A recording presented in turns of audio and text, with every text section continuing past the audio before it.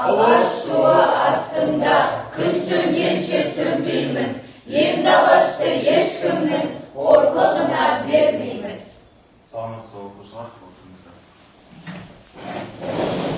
Алдымен бүгінгі сабақты бастамас бұрын орта ашық жол рұқсатын істейік. Бәріңіз орта ашық.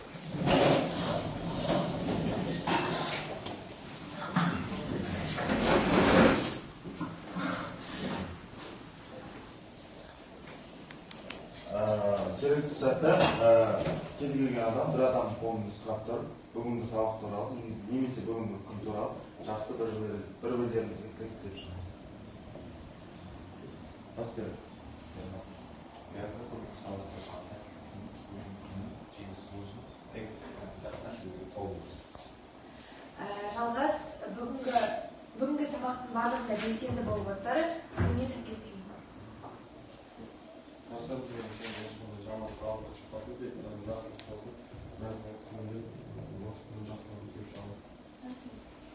Сондықтан бүгінгі күн сәтті өтсін. Айдайым бүгінгі күн күліп жүр. Сабаққа белсенді. Айжан, бүгінгі күні бүкіл сабақтардан саған жоғары балл тілеймін. Бүгін табыс бол. Рахмет. Мирас, бүгінгі күні тек қана сертификат болсын, жаман жоғары болсын. Бүгінгі күн саған табысты болсын, және де білім нәрмес ұсын. Бүгінгі күн сәтті өтсін.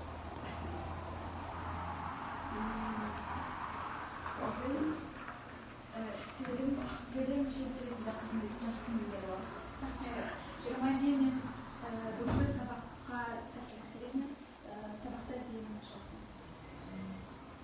Сұрап көп рахмет оқушылар. Бүгінгі сабақтарыңызға сәтті, орныңызға отырсыздан болады. Ең алдымен өткен сабақты еске түсірейік. Өткен сабақты еске түсіру үшін біз 5-ші адам деген әдіс қолданамыз. Яғни Істеу, сөйлемдер, пысықтаушылық қызметін атқарады. Істеудің 7 түрі бар. Мекен істеуі іс-әрекеттің қайда орындалғанын білдіреді. Қайда деген сияқты сұрақтарға жауап береді. Мезгіл істеуі іс-әрекеттің қашан орындалғанын білдіреді. Сәйкесінше қашан деген сияқты сұрақтарға жауап береді. Қимылсын істеуі іс-әрекеттің қалай орындалғанын білдіреді. Жақсы. Келесі.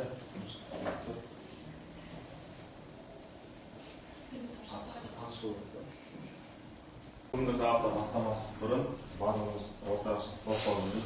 Қағазда көрсетеміз. Софтыда камера арқылы QR-кодты тіркеп, топтың ойына шығарып істейді. Şimdi таңдауымыз. WhatsApp-тан да? Камераның не істесіндер WhatsApp-тан ссылка шығады.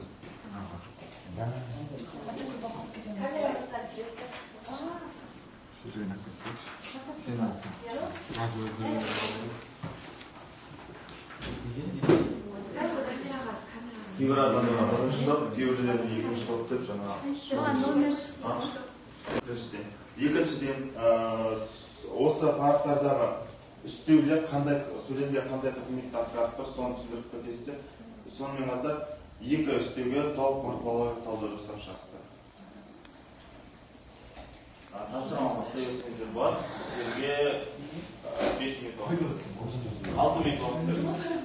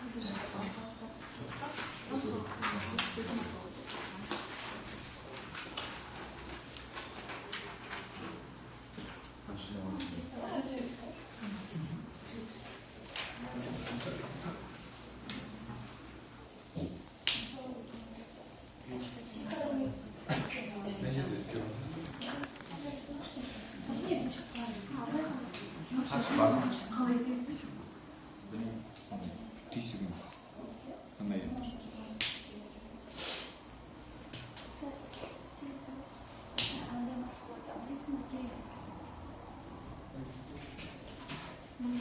Екі сөз үйде жатыр.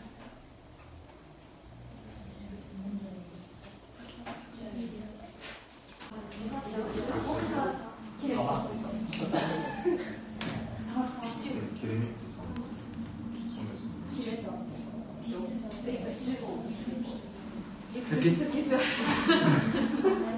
Давай, Татьяна.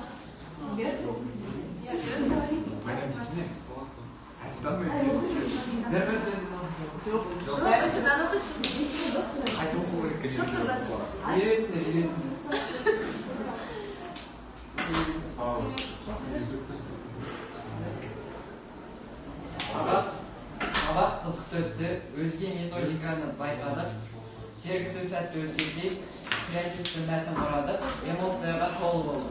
Қызықты методика, сергіту, креатив, эмоция. Керемет сабақ.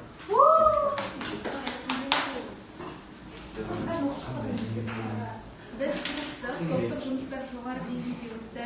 Үстем құрамына жарасып таңдай алдық. Маған ұнады, талас шарттарсыз бір халық деп ашты. Енді біз алған сөздеріміз, біз жоғары деңгейде талас тартыссыз таңдай алдық. Бір сөзбен қорытындыласақ, Керемет. бақыт деп. Жақсы рахмет. Жақсы рахмет оқушылар, бүгінгі сабақтар аяқталды. Жақсы сабақ.